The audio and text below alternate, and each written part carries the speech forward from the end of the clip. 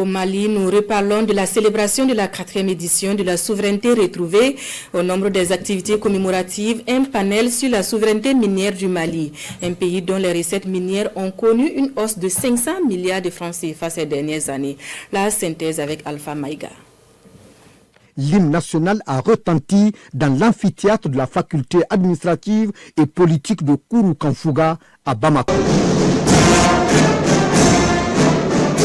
C'est le symbole même de la journée de la souveraineté retrouvée, ce 14 janvier 2023, où, place de l'indépendance, le peuple malien a crié non aux sanctions injustes. Cette 4e édition a mis l'accent sur les réformes pour la réappropriation des ressources minérales, transformant l'événement en une rencontre scientifique et un espace de réflexion. La mise en place de réformes juridiques qui constituent donc la base de cette réappropriation. Pour illustrer cela, nous pouvons dire par exemple que désormais, justement, l'État va détenir 35% du capital des sociétés minières qui vont être créées sur notre territoire. Donc de gagner à peu près 400 milliards justement, sur ces renégociations. Mais au final, nous nous sommes retrouvés avec 751 milliards. Avec le nouveau code, va dépasser 1000 milliards chaque année. Et on est connu comme un pays producteur d'or. Aujourd'hui, nous sommes devenus l'un des plus grands producteurs de lithium en Afrique. Mais il n'y a pas que ces substances.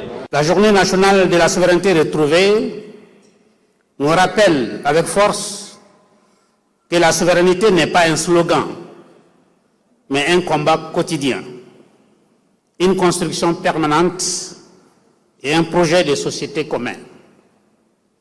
Elle est faite d'une volonté inébranlable de décider par nous-mêmes et pour nous-mêmes.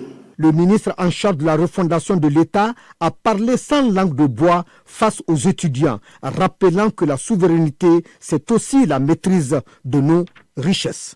Le fait, par exemple, de faire partir l'ambassadeur de France de notre pays, le fait de dire à certaines institutions de quitter notre pays telles que la MINUSMA, Barkhane et tous ces autres organes internationaux qui étaient là chez nous.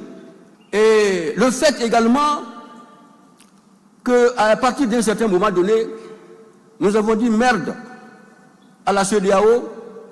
Les 3 pays de l'AES sont sortis de la CEDEAO parce que tout le monde a vu qu'au lieu d'être une organisation qui devait jouer son rôle, celle de promouvoir les relations entre les différents pays, était devenue un instrument au bénéfice de l'étranger.